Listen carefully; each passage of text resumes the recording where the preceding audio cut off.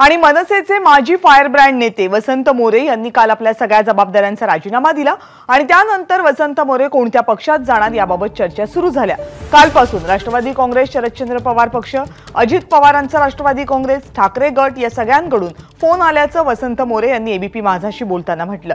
राज ठाकरे यांचा सुद्धा फोन आपल्याला आला होता, पण मी तो उचलला नाही असंही मोरे म्हणाले। पण असं असलं तरी काँग्रेसचे माजी आमदार मोहन जोशी यांनी वसंत मोरे यांची भेट घेतली।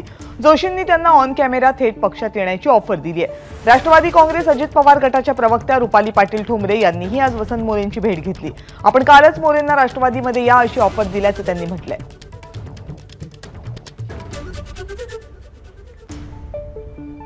तर माझी वसंत मोरेंना एक विनंती आहे की त्यांनी काँग्रेस पक्षामध्ये प्रवेश करावा, कारण राजकीय पक्ष म्हणून आज काँग्रेस देशामध्ये आणि राज्यामध्ये महाविकास आघाडीचं नेतृत्व करते।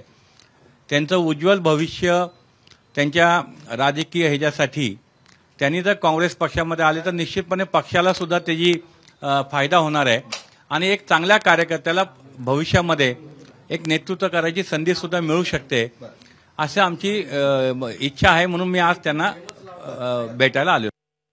मी माझ्या भावाला जो लोकांसाठी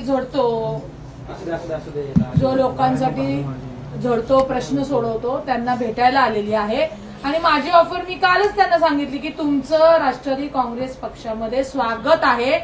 मला तुम्ही सगळ्यांनी विचारलं की मध्यस्थी करणार का, तर दादा आणि वसंत तात्यामध्ये मध्यस्थी माझी करायची गरज नाही, डायरेक्ट 1 to 1 त्यांचा विषय आहे। पण आता निर्णय ते घेणार आहेत आणि मी त्यांना त्याच्यासाठीच भेटायला आलेली आहे। एबीपी माझा, उघडा डोळे बघा नीट।